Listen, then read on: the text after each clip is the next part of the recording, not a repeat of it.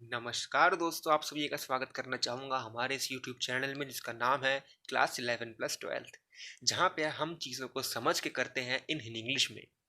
In English में की गई चीज़ों में नोट्स और रिवीजन की ज़रूरत पड़ती नहीं है।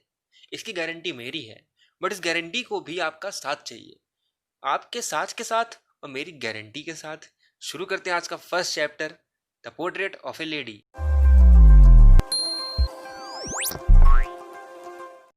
तो चलिए शुरू करते हैं आज का फर्स्ट चैप्टर जिसका नाम है the portrait of A lady. इसको लिखा है खुशवंत सिंह ने। और खुशवंत सिंह इस चैप्टर में बताते हैं कि उन्होंने अपना बचपन अपनी दादी के साथ किस तरह बिताया था, और दादी और पोती के बीच में जो फ्रेंडशिप होती है वो किस तरह की होती है। और फ्रेंडशिप वो गहरी फ्रेंडशिप जिसमें एक टर्निंग पॉइंट भी आता है, और टर्निंग पॉइंट जो दोनों को एक दूसरे से काफ़ी दूर कर देता है। और उस दूरियों के कारण उन दूरियों से दादी माँ कितनी अलग हो जाती हैं अपने पोते से, अपने परिवार से, वो भी जो है खुशवंत सिंह ने इस चैप्टर में बताया है। और खुशवंत सिंह ने इस चैप्टर में ये भी बताया है कि उनकी दादी के जो आखिरी पल थे वो भी किस तरह से गुजरे थे। तो चलिए शुरू करते हैं चैप्टर। और चैप्टर की शुरुआत में ही खुशवंत सिंह बोलते हैं कि मेरी दादी भी किसी की दादी की तरह नॉर्मल एक बूढ़ी महिला की तरह है, बूढ़ी वृद्ध महिला की तरह, जिनके चेहरे पे झुर्रियां हैं, शरीर पे बुढ़ापा छाया हुआ है। और खुशवंत सिंह कहते हैं जब से मैं अपनी दादी माँ को देखता आ रहा हूँ पिछले 20 सालों से, वो वैसी की वैसी ही है, कुछ बदला नहीं है। और खुशवंत सिंह कहते हैं बल्कि मेरे को लोग बोला करते हैं कि तुम्हारी दादी तो एक समय बहुत ही प्रिटी और यंग हुआ करती थी, और जिनका एक पति भी था, हस्बैंड भी था। बट खुशवंत सिंह कहते हैं कि मेरे को ये बिलीव करना काफ़ी हार्ड होता है कि ऐसा कुछ भी हो सकता है, क्योंकि जब से मैं देखता आ रहा हूँ तब से तो मेरी दादी में कुछ प्रिटी और यंग होने का कुछ दिखा नहीं है पिछले 20 सालों से। और उसके बाद इनके लिए हार्ड करना और भी मुश्किल क्यों है, क्योंकि वो अपने दादाजी की उस तस्वीर के बारे में बात करते हैं जो मेंटल पीस चिमनी के ऊपर टंगी हुई है। ये चिमनी है मेंटल पीस, है ना, इसके ऊपर टंगी हुई है एक तस्वीर, पोर्ट्रेट उनके दादाजी की। कहते हैं कि भैया मेरे जो दादाजी है ना, उन्होंने इस तस्वीर में एक बड़ी सी पगड़ी पहने हुए हैं, ठीक है, और लूज फिटिंग क्लोथ भी पहने हुए हैं, जिनकी एक सफ़ेद कलर की बड़ी लंबी सी दाढ़ी है, बियर्ड है, जो कि छाती के आधे भाग तक आ रखी है, half part of his chest तक आ रखी है। और इनके इस गेटअप से, इस हुलिये से ऐसा लग रहा है मानो ये 100 साल पुराने व्यक्ति हो, 100 साल पुराने व्यक्ति जिनका कोई बच्चा और बीवी तो हो ही नहीं सकता, अगर होगा तो बहुत सारे पोते और पोतियां। इसलिए बिलीव करना हार्ड होता है खुशवंत सिंह को कि उनकी दादी कभी प्रिटी और यंग हुआ करती थी, जिनका एक हस्बैंड भी था। उसके बाद खुशवंत सिंह बोलते हैं कि मेरी दादी जो है वो दिखने में शॉर्ट इन हाइट है और थोड़ी सी फैट भी है। और खुशवंत सिंह बताते हैं कि मेरी जो दादी माँ है ना, वो हमेशा एक हाथ से, लेफ्ट हैंड से जो है beads of rosary, beads of rosary क्या होती है, हमारी जो धार्मिक ग्रंथ, हमारी जैसे धार्मिक मालाएं होती है ना, यानी होली रोजरी होती है, बीट्स ऑफ रोजरी वैसी होती है, जैसे कि हमारी रुद्राक्ष की माला हो गई, हमारी तुलसी की माला हो गई, ठीक वैसे ही बीट्स ऑफ रोजरी होती है, इंग्लिश में उसे कहते हैं, ठीक है। तो वो क्या होता है, दादी माँ एक लेफ्ट हैंड से अपने बीट्स ऑफ रोजरी को जपा करती थी, है ना, बिजी रहती थी उसमें लेफ्ट हैंड से, और एक हाथ उनका कमर पे होता था, उनके वेस्ट पे, टू मेंटेन बॉडी पोस्चर। क्यों? क्योंकि देखो उनका थोड़ा सा झुकाव था यहाँ पे, देखेंगे अगर बॉडी में, पोस्चर में बैलेंस करने के लिए अपना एक हाथ, राइट हैंड अपने कमर पे रखा करती थी। उसके बाद खुशवंत सिंह बताते हैं कि मेरी दादी के चेहरे पे इतनी झुर्रियां थी, इतनी झुर्रियां थी भाई, एक तरफ से दूसरी तरफ, दूसरी तरफ से दूसरी तरफ, मानो मकड़ी का जाला जैसे होता है ना, वैसे झुर्रियों का जाला उनके फेस पे था। और खुशवंत सिंह बोलते हैं कि मेरी दादी सफ़ेद कलर की साड़ी पहना करती थी, सफ़ेद कलर के क्लोथ पहना करती थी, क्योंकि पोर्ट्रेट, क्योंकि देखोगे आप अगर, मेंटल पीस के ऊपर टंगा है उनके दादाजी का, खुशवंत सिंह के, है ना, तो इसलिए वो विडो हैं, यानी विधवा हो चुकी है उनकी दादी, तो इसीलिए जो है वो सफ़ेद कलर के कपड़े पहनती हैं। और कैसे कपड़े, स्पॉटलेस वाइट क्लोथ जिसमें एक धब्बा दाग तक ना हो, स्पॉटलेस हो, वो कपड़े पहनती हैं ऑथर की दादी माँ, ठीक है। ऑथर यही बताते हैं कि मेरी दादी माँ उस सफ़ेद कलर के कपड़े में, स्पॉटलेस वाइट क्लॉथ में ऐसी लगती हैं मानो जैसे विंटर में माउंटेन्स होते हैं, माउंटेन्स पे क्या बर्फ ढक जाती है, यानी मतलब विंटर में, विंटर के सीजन में जब माउंटेन देखोगे आप ना, तो वो बर्फ से ढक जाता है, और वो जो नज़ारा होता है बर्फ का ढकना, बर्फ से जो है माउंटेन्स का ढकना, वो लैंडस्केप जो होता है, ठीक उसी लैंडस्केप की तरह लगती है इनकी दादी माँ सफेद स्पॉटलेस क्लोथ में। उसके बाद ऑथर बताते हैं अपनी दादी और अपने बीच में जो फ्रेंडशिप थी, गहरी फ्रेंडशिप, उसके बारे में। यहाँ बताते हैं ऑथर की जो मेरे माता पिता थे, पेरेंट्स थे उनके, वो चले गए थे छोड़ के उन लोगों को शहर कमाने, यानी दादी और पोते को गांव छोड़ दिया था और ऑथर के पेरेंट्स चले गए थे शहर कमाने के लिए। ठीक है, तो यहाँ पर दादी और पोते दोनों साथ रहते हैं। तो दादी जो और पोते में बहुत गहरी दोस्ती होती है। रोज सुबह जो है दादी अपने पोते को उठाती थी, नहलाती धुलाती, उसके बाद ब्रेकफास्ट बनाती थी। और ब्रेकफास्ट बनाती थी तो कैसा भैया, बहुत हैवी ब्रेकफास्ट होता था इन लोगों का, इतना भारी ब्रेकफास्ट होता था। मतलब रोटी, रोटी के ऊपर जो है चीनी मक्खन पूरा मिक्स करके लगाते थे, फिर खाते थे। बहुत हैवी ब्रेकफास्ट होता था। और इसके बाद जो है ऑथर के बाकी कामों में हेल्प करती थी फटाफट दादी माँ की, जैसे कि स्लेट तैयार करना, इंक पॉट वगैरह जो ढूंढ के फटाक से इनके बैग में रखना, है ना। और भी काम, जैसे इनके, जैसे कि और भी कुछ सामान होता था इनका जो जरूरी स्कूल के लिए, वो सारे इनके लिए बैग पैक करना, सब कुछ रेडी करना। और एक मॉर्निंग प्रेयर भी गाया करती थी दादी माँ। मॉर्निंग प्रेयर जो कि मतलब इतनी सुरीली होती थी ना। ऑथर कहते हैं कि मैं वो प्रेयर को सुना करता था दिल से, इसलिए नहीं कि मुझे वो सीखनी होती थी या समझ में आती थी, बल्कि इसलिए कि मेरी दादी माँ की जो वॉइस थी ना, आवाज़ थी, वो बहुत ही प्यारी लगती थी मेरे को, बहुत ही सुरीली लगती थी मेरे को, इसलिए सुना करते थे वो। उसके बाद ऑथर बताते हैं कि उनकी दादी माँ कुछ चपातियाँ लिया करती थी साथ में, चपातियाँ साथ में लिया करती थी, बासी स्टील चपातियाँ, रात की बची हुई चपातियाँ, जो क्या करती थी वो अपने बैग में रखती थी, ताकि आते वक्त स्कूल से और जब वो लोग आएंगे साथ में लौटते हुए दोनों, तो वो कुत्ते को देते हुए आएंगे। अब वो दोनों साथ में स्कूल जाया करते थे, दादी और पोते। क्यों? कि क्या दादी को भी स्कूल जाना होता था क्या? नहीं, ऐसा नहीं था। दरअसल बात ये थी कि जो स्कूल था, स्कूल और मंदिर दोनों नियरेस्ट था, मतलब बहुत पास पास था एक दूसरे के। तो दादी को जाना होता था मंदिर और पोते जाते थे भैया इनके स्कूल में। तो यहाँ पर दोनों जो है अलग अलग जाना होता था, पर दोनों पास पास जगह थी, इसलिए दोनों साथ में जाया करते थे। तो एक तरफ ऑथर अपना जा रहे हैं भैया, स्कूल में पढ़ रहे हैं बैठ के, जहाँ पे वो कभी वर्णमालाएं पढ़ रहे हैं, है ना, कभी वो सुबह सुबह की मॉर्निंग प्रेयर है उसको साथ में ग्रुप में बैठ के गा रहे हैं, सीख रहे हैं, याद कर रहे हैं। और दूसरी तरफ दादी माँ just near of the school, बस जस्ट स्कूल के नियर एकदम पास में ही मंदिर में दादी माँ अंदर बैठ के एक हाथ में माला जपे जा रही हैं और धार्मिक जो ग्रंथ होते हैं, होली स्क्रिप्चर्स होते हैं हमारे, वो पढ़ रही हैं। और कभी गॉड के बारे में पढ़ रही हैं, यानी भगवान और स्क्रिप्चर्स के बारे में आराम से अपना जितना मन कर रहा है वो पढ़ रही है मंदिर में बैठ के। ठीक है, तो दोनों जब आराम से अपना पढ़ के अपना काम खत्म कर लेते, दोनों साथ में घर आया करते थे। और वो जो रोटियां साथ में रखते थे ये लोग, स्टील चपाती, वो गली और गांव में, गली में जितने कुत्ते होते थे गांव के, है ना, स्ट्रीट डॉग जितने होते हैं गांव में, उन सबको देते हुए आया करते थे। उसके बाद इनकी दोस्ती में टर्निंग पॉइंट आता है।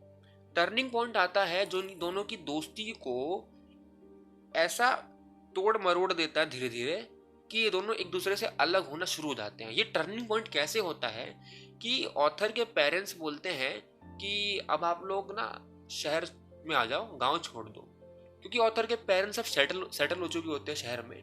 तो कहते हैं कि अब आप लोग जो है गांव में छोड़ दो, अब आप लोग शहर आ जाओ, और ऑथर का भी जो है मतलब खुशवंत सिंह का नाम लिखा देंगे यही स्कूल में, तो आप लोग आ जाओ।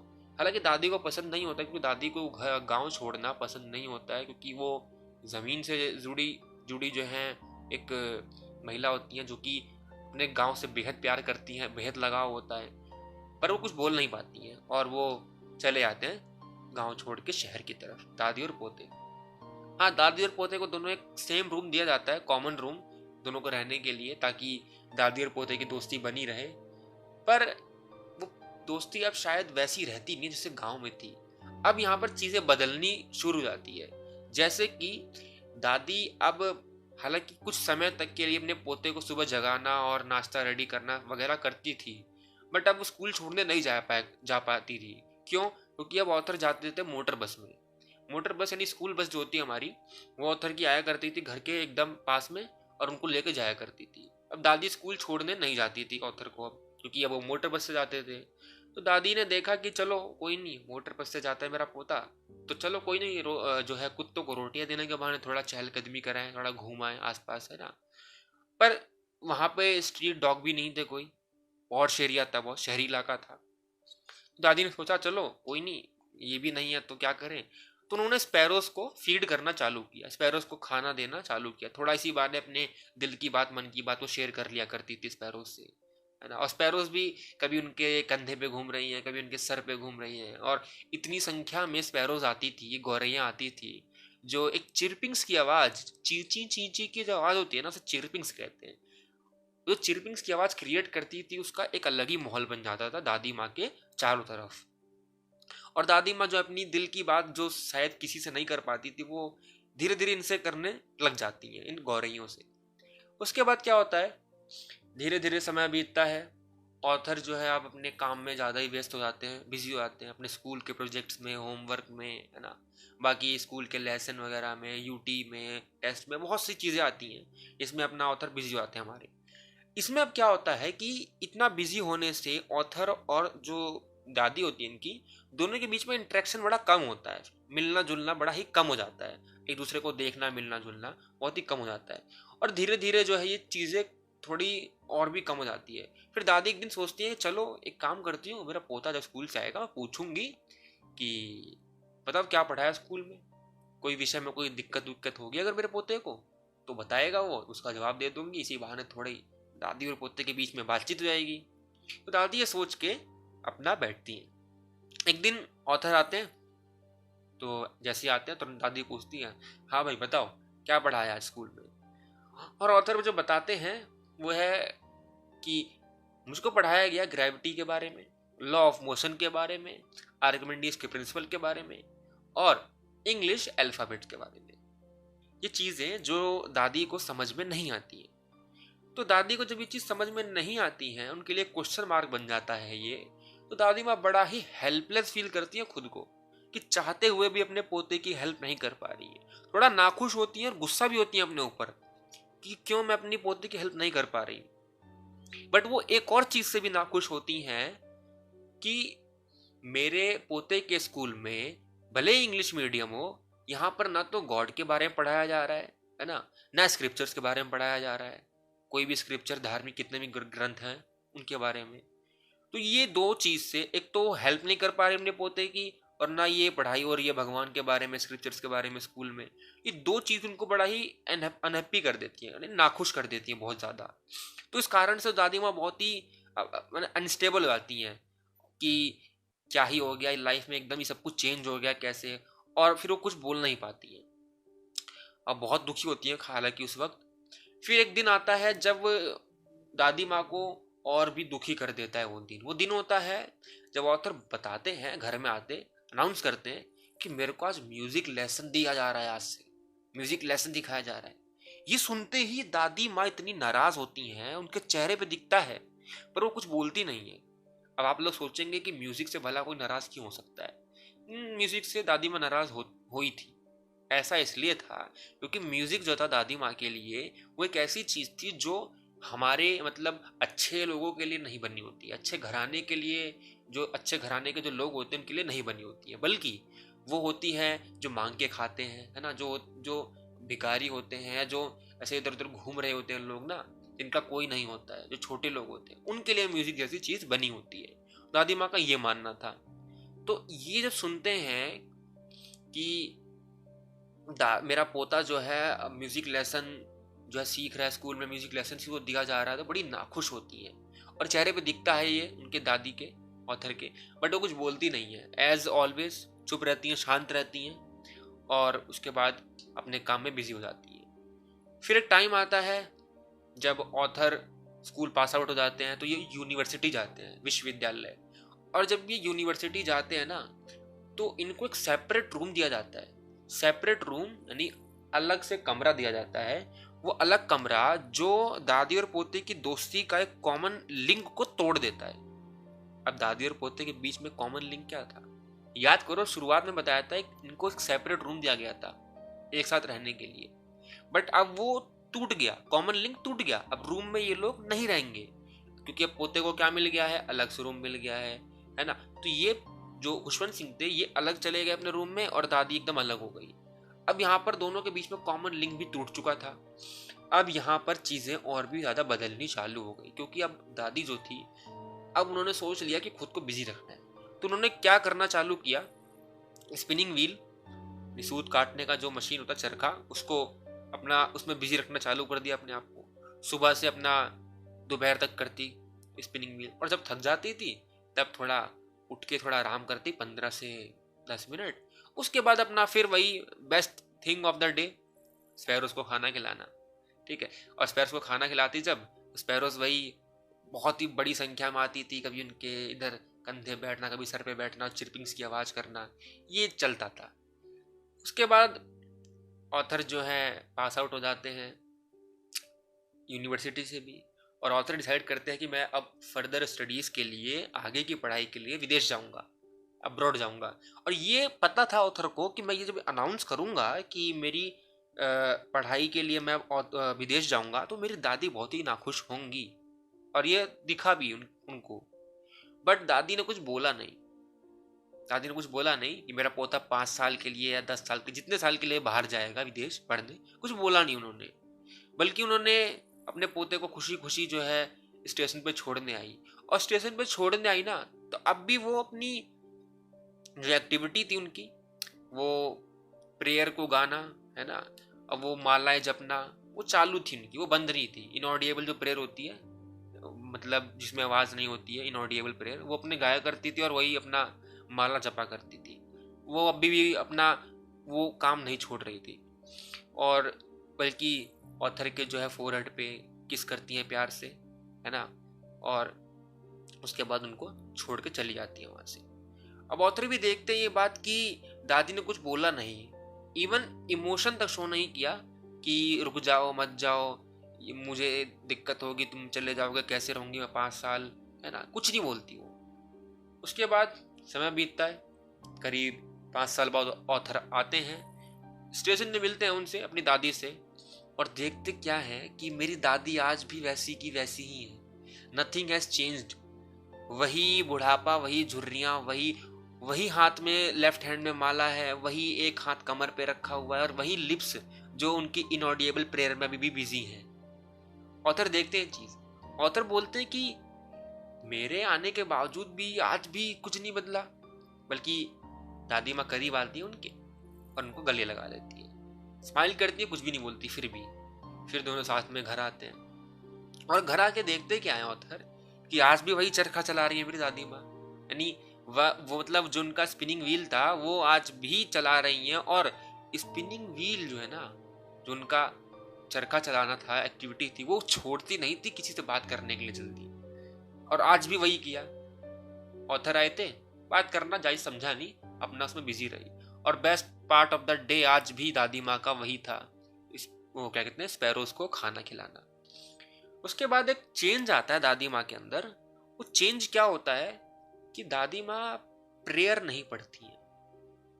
प्रेयर नहीं पढ़ती है, जो चीज जो वो रोज करती थी वो छोड़ती नहीं थी किसी के लिए। मतलब अपना शेड्यूल्ड को कभी खराब नहीं किया था उन्होंने, जब वो दोनों एक दूसरे से ऑलमोस्ट अलग ही हो गए थे। बट वो आज नहीं किया उन्होंने, वो चीज आज छोड़ दिया, वो प्रेयर आज नहीं की उन्होंने। बजाय उसके क्या किया, जो पड़ोस की महिलाएं थी, औरतें थी, उनको इकट्ठा किया और एक पुराना ढोलक लिया और ढोलक को पीटना चालू कर दिया और गाना चालू कर दिया। कौन सा गीत? Home coming warrior song. यानी जब एक सैनिक युद्ध से लड़के घर आता है ना, तो वो जो गीत गाया जाता है, वो जो सॉन्ग गाया जाता है, वही गाना चालू कर दिया दादी ने अपने पोते के लिए। हालांकि खुशवंत सिंह ने उनको रोकने की कोशिश की कि आप मत करो, आपकी तबीयत बिगड़ जाएगी, आप जो है अपना शरीर पे ध्यान दो, अपनी हेल्थ पे ध्यान दो। तो दादी रुकी नहीं, पर बजाती रही, और जब अपना अपना गीत पूरा कर लिया तब जाके रुकी, और उसका असर दिखा। अगले ही दिन सुबह दादी माँ बीमार पड़ जाती है। डॉक्टर आते हैं और कहते हैं कि ज्यादा टेंशन लेने की बात नहीं है, हल्का सा बुखार है, जल्द ही ठीक हो जाएगी। पर दादी माँ के दिमाग में तो कुछ और ही विचार चल रहे होते हैं। वो कहती है कि मेरा वक्त अब खत्म हो चुका है, माई एंड इज नियर। और इतना बोलते ही उन्हें याद आता है कि उनके प्रेयर का कुछ आखिरी चैप्टर रह गया है, कुछ आखिरी उनका कुछ चैप्टर रह गया जो उन्हें फिनिश करना है। और फिर वही अपने वो मालाएं जपने में और इनऑडिएबल प्रेयर में बिजी हो जाती है। सब प्रोटेस्ट करते हैं कि उनकी हेल्थ नहीं है ठीक कि वो प्रेयर करे और जो है बीट्स ऑफ रोजरी में बिजी रहे, यानी जो माला है उसको जपे। सब प्रोटेस्ट करते हैं इस बात का भी कि अपने मन में ऐसे विचार मत लाइए उल्टे सीधे कि आपका वक्त खत्म हो गया है, आप खुश रहिए, हमसे बात कीजिए। पर उन आखिरी पलों में भी दादी माँ किसी से बात करने के बजाय वो अपने काम में मशगूल रहती, अपनी वही दिनचर्या वाली एक्टिविटीज, बीट्स ऑफ रोजरी में बिजी रहना, इनऑडिएबल प्रेयर को गाना, वही अपना लगी रहती। और तभी अचानक उनके हाथ से वो बीट्स ऑफ रोजरी की माला गिर जाती है, क्योंकि फिंगर लाइफलेस हो जाती है। और उन लाइफलेस फिंगर से वो बीट्स ऑफ रोजरी की माला आजाद हो जाती है। आजाद हो जाती है वो इनऑडिएबल प्रेयर भी उन होठों से जो बिजी रहा करते थे हर दिन। और अब जब सब कोई देख पाते कि हुआ क्या है, एकदम से वो व्यक्ति जो कुछ समय पहले ही अभी होम कमिंग वॉरियर सॉन्ग गा रहा था, इतना खुश था, इतना मतलब अलग ही माहौल था, वो एकदम से हमारे बीच से जा चुका है, हमारे बीच में नहीं रहा है। सच्चाई को स्वीकार करने के बाद, होश में सबके आने के बाद कि हमारे बीच में दादी माँ नहीं रही हैं, सब अंतिम संस्कार की जो रिवाज के अनुसार जो गतिविधियां होती हैं उसमें लग जाते हैं। और अंतिम संस्कार के रिवाज के अनुसार उनको लाल कलर के श्राउड में, लाल कलर के कफन में उनके मृत शरीर को लपेटा जाता है और बाकी के अरेंजमेंट्स के लिए सब बिजी हो जाते हैं। और बिजी होते इतने हैं कि अरेंजमेंट करते करते शाम हो जाती है और शाम की जो सूर्य की किरणें होती हैं वो बॉडी पे ब्लेज करती हैं, वो बॉडी पे चमक छोड़ती हैं अपने, और वो श्राउड रेड कलर का अलग ही चमक रहा होता है और फर्श पे अपनी जो ब्लेजिंग है वो भी बिखेरता है किरण। और ये वो टाइम होता है जब स्पैरोज रोज आया करती थी, और स्पैरोज आती हैं, उस दिन भी आती हैं स्पैरोज जिस दिन उनका साथी छोड़ के जा चुका है। उन्हें मालूम नहीं होता है, आते हैं वो हजारों की संख्या में स्पैरोज आते हैं और बॉडी के इर्द गिर्द ऊपर नीचे जो है मंडराने लग जाते हैं, पर चिरपिंग्स की आवाज कोई नहीं करता है। हजारों की संख्या में स्पैरोज चींची की आवाज तो दूर एक भी छोटी सी आवाज नहीं निकालते हैं, क्योंकि वो कोशिश कर रहे हैं मानो कि अपने साथी को उठाने की। वो साथी जो उनसे रोज अपने दिल की बात किया करता था, अपनी वो बातें जो शायद किसी और से शेयर ना कर पाता हो, हमसे करता था, आज भी करे, उठे। पर वो तो अब नहीं है, जा चुके हैं ना, वो उठते नहीं। यहाँ पर क्या होता है, ऑथर की मम्मी को लगता है, उनकी मदर को लगता है कि शायद ये रोज की तरह खाना खाने आए होंगे, वो खाना जो दादी माँ रोज दिया करती थी, ब्रेड क्रम्स के टुकड़े। तो वो क्या करती हैं, किचन से जाके एक ब्रेड का टुकड़ा लेके आती है, उन्हें तोड़ के उन स्पैरोज की तरफ फेंक देती है। बट स्पैरोज नोटिस तक नहीं करती उन ब्रेड के छोटे टुकड़ों को, ब्रेड क्रम्स को नोटिस नहीं, इग्नोर कर देते हैं सीधे वो, और इग्नोर करके और फिर उसी में बिजी हो जाते हैं मानो वो जगा रहे हैं उस अपने साथी को। पर उनका जब साथी जगता नहीं है तो वो वहां से उड़ जाते हैं, उड़ जाते हैं बिना चिरपिंग्स की आवाज की। हजारों की संख्या में सोचो, जो स्पैरोज आए हैं वो चिरपिंग्स की आवाज तक नहीं करते जो रोज किया करते।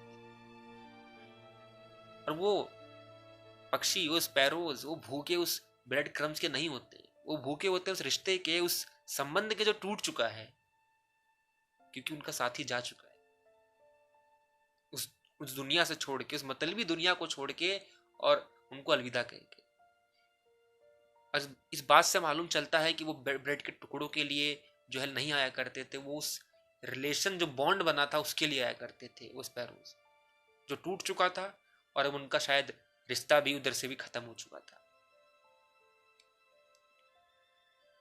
उसके बाद अगले दिन स्वीपर आता है और जो ब्रेड के क्रम्स होते हैं, ब्रेड के टुकड़े होते हैं, उनको इकट्ठा करके डस्टबिन में डाल देता है।